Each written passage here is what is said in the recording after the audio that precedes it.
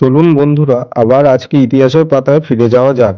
ভারতে ব্রিটিশ বিরোধী আন্দোলনের কথা আমরা বিভিন্নভাবে জানতে পারি ইতিহাসের বই থেকে। যেমন সিপাহী বিদ্রোহ, লবণ সত্যাগ্রহ আন্দোলন, এইরকম নানা আন্দোলনের কথা আমরা জানতে পারি। কিন্তু চাপাটি আন্দোলনের কথা আমরা কজন জানি? আজ সেই বিষয় একটা নতুন ভিডিও তোমাদের সাথে শেয়ার করব। তাহলে শুরু থেকে শুরু করা যাক।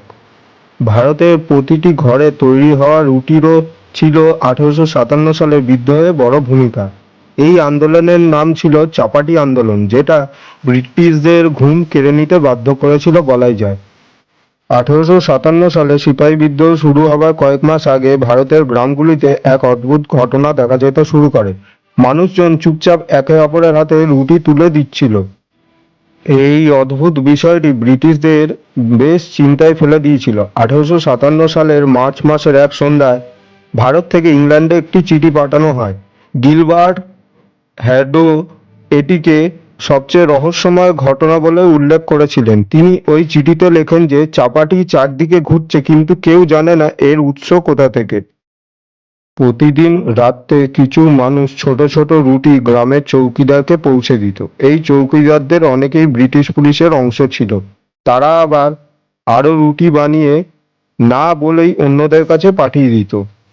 রুটি বিনিময়ে এই রহস্যময় প্রক্রিয়া খুব তাড়াতাড়ি ছড়িয়ে পড়েছিল। এই চাপাটিগুলো শত শত কিমি পাড়ি দিতে লাগলো, অযোধ্যা থেকে দিল্লি এবং নর্মদা সীমান্ত থেকে নেপাল সীমান্ত পর্যন্ত। একজন ব্রিটিশ ম্যাজিস্ট্রেট এর তদন্তভার গ্রহণ করে। তদন্ত করে জানতে পারেন যে চাপাটিগুলো এক রাত্রে 300 কিমি পর্যন্ত পৌঁছে যাচ্ছিল। গ্রাম, পুলিশ চৌকি এবং পুরো জেলা জুড়ে ব্রিটিশ ডাক ব্যবস্থার থেকেও জলদি। সবচেয়ে আশ্চর্যের বিষয় এইটা হলো যে এই কাজে প্রায় 90,000 পুলিশ অংশ নিয়েছিল। তাদের জিজ্ঞেস করা হলে তারা শুধু বলতো, আমাদের এটা পাঠাতে বলা হয়েছে তাই আমরা পাঠাচ্ছি। ব্রিটিশদের কাছে এই বিষয়টি খুব ভয়ের কারণ হয়ে উঠেছিল, কারণ এমন কিছু কিভাবে আটকানো যায় যার অর্থই খুঁজে পাওয়া যাচ্ছিল না। না কোনো স্বাধীনতা সংগ্রামী, না কোনো স্পষ্ট বার্তা। তবুও এই রুটিন নেটওয়ার্ক ব্রিটিশ প্রশাসনের থেকে তাড়াতাড়ি কাজ করছিল। এই বিষয়টি নিয়ে নানা ধরনের ব্যাখ্যা দেওয়া হয়েছিল। কেউ একে আসন্ন বিদ্রোহের সংকেত বলে মনে করতেন, আবার কেউ বলতেন হয়তো এটা কলেরার মতো রোগের সময় তাড়াতাড়ি খাবার পৌঁছে দেওয়ার উপায় ছিল। কিন্তু এর আসল অর্থ কী ছিল তা আজও রহস্যময় হিসেবেই রয়ে গেছে। 1857 সালের 10ই মে মিরাটে ভারতের প্রথম স্বাধীনতা সংগ্রামী আন্দোলন শুরু হয়। আর তখন হঠাৎ করেই সেই রুটিগুলোর অর্থ যেন পরিষ্কার হতে শুরু করে। সেইগুলো সত্যি কোনো সংকেত ছিল নাকি শুধুই কাকতালীয়?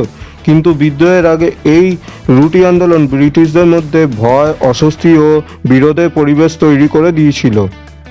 এই রুটি আন্দোলনটিকে তদানীন্তন পর্বে ব্রিটিশরা খুব ভয় পেয়েছিল, সে কথা বলাই যায়।